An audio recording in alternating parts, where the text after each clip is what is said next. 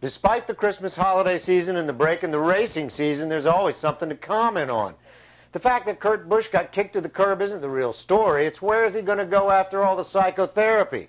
Will Kimi Raikkonen actually make a difference at Lotus Renault? Will Indycar get the new Dejoria to perform? And what is NHRA life like after Del Worsham? I'm Michele Rahal with Motorsports Unplugged and motorsportsunplugged.com. This race report is brought to you by Cat Protective Eyewear with 20 styles to choose from at under $15. Click on the banner at the top of the website and get a couple of pair. It's not too late for Christmas. Kurt Busch has the hardest job in NASCAR, and that's actually finding a job. After his meltdown with the Penske camp and subsequent firing, or in corporate word speak, mutually agreed upon departure, he's radioactive.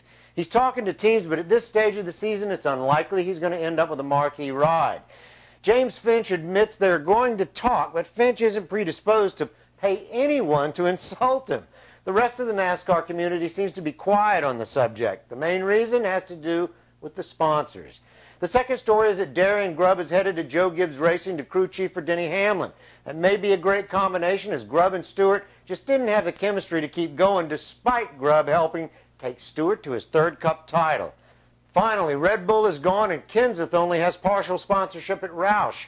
We may see a very shortened field in 2012. The top 35 may be the only ones left to compete. In Formula One, the teams have been going 24/7 on their 2012 cars, and Lotus Renault simply cleaned its driver lineup. Raikkonen is in as number 1 and Romain Grosjean is in number 2. Eric Bouillet, Renault's team principal, says they need a fast established driver, not driver input. He says they feel like they've reached the point where technology will outrun the driver. Well, to me, that's putting a lot of faith in the technical side. And the only thing that's going to tell the story is Australia. Vitaly Petrov, Bruno Senna, they're out and looking for rides. In IndyCar, they can't seem to get the new Dejoria DW12 to work on the oval tracks. I think Marshall Pruett said it best. They need to stabilize what they have, run what they have, instead of chasing oval speed. No announcement yet on a new race director, but the field's narrowed, and this is my opinion. My pick is Bo Barfield. He's got the experience as a driver. He's run the ALMS series, and that's tantamount to herding cats. Randy Menard, let's let that cat out of the bag soon. In the NHRA, Del Worsham retired after bagging the world title in Top Fuel. There's spots open at Al-Anabi and no shortage of hungry drivers for that seat. Worsham takes over as crew chief for Kalita Motorsports' Alex Dejoria. Not a shortage of cash there. Worsham believes she's a winner, so good luck to him.